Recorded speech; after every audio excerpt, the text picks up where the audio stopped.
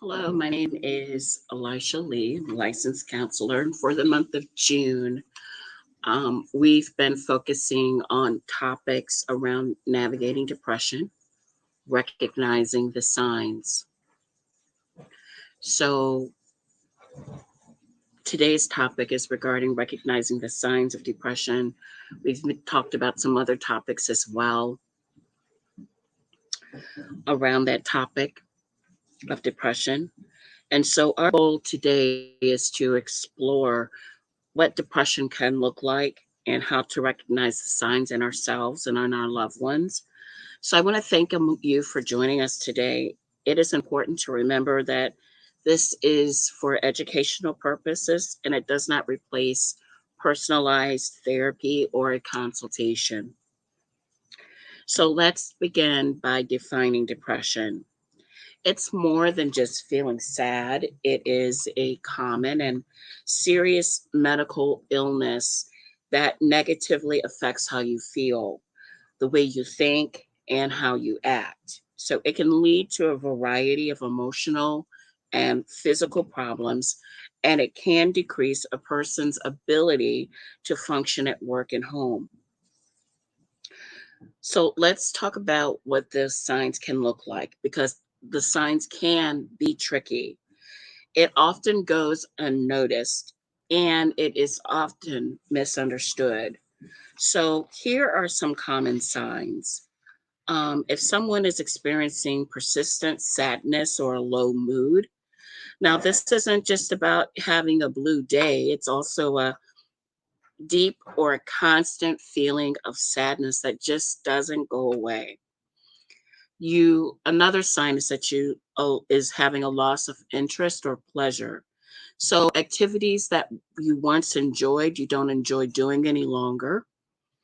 Another sign would be changes in appetite, significant weight loss or gain. So it can go either way. That is not due to dieting or a medical condition, can be a sign of depression. Sleep disturbances. This includes trouble sleeping or sleeping too much. Another sign is fatigue or loss of energy. So if you're finding yourself feeling tired all the time, even after you have a good night's sleep, that could be a sign of depression. Another sign is feeling of worthlessness or guilt. People tend to be very, very can harshly criticize themselves. I'm trying to get that word out for perceived faults and mistakes. That could also be a sign of depression. If you're having, or if the person you know that you're thinking about, that you may be concerned about, is having difficulty thinking, concentrating, or making decisions, everyday tasks can just seem like it just seems like too much. And it's an everyday task. It's not something above and beyond what you would normally do. Another sign of depression can be irritability or agitation, a low tolerance for stress, and you easily become frustrated. You can also experience some physical symptoms as a result of depression. So if you're having unexplained aches and pains, that could be a sign of depression. And then thoughts of suicide or death, not just a fear of death, which I work with people who experience that, but considering it as a way out of pain. It's kind of like you feel like maybe you're doing everyone else a favor. Okay. And so that could be a sign of depression.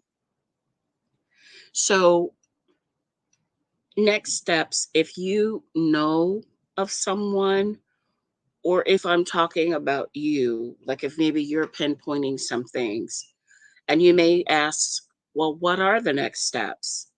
Well, first, we want to acknowledge that what you're going through because denial can be a huge barrier. Then you want to take out the time to reach out to a professional, a physician, a therapist, a counselor, anyone trained to help with mental health. Then you want to make sure that you're seeking help and getting support because that is crucial. It may be professional counseling, a support group, or talking to a trusted friend and family member. There is strength, not weakness, in seeking help. And I can't stress that enough. So, I want to give you an invitation to ask any questions that you may have. Please remember when you reach out to me, because I know of, I do have resources that I can assist you with as well. If you're looking for some support of some type, that I'd be happy to refer you to a support group. Maybe there is, if if you're in my world, if you're needing support around that, then I could provide you with that. Or if there is a colleague, because I try my best to stay connected with other clinicians and things, I'd be happy to refer you out from different places as well. I want to thank you all for your participation and for the courage to discuss such a personal topic. One more thing before I close this out. If you have questions or if you need greater clarity on some of these things that we're talking about, because I've only been talking about this, we're talking about, very complex topics. This is a very complex piece. So if you have further questions and you'd like to reach out, you can always send me an email. Just look at my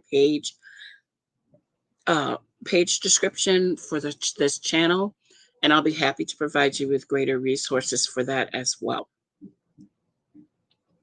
Remember that recognizing depression, it is the first step to navigating it successfully.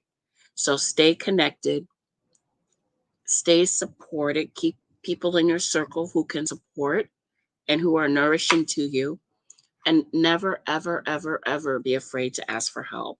So take care, be kind to yourselves, and until next time, look forward to talking to you all again. Bye bye.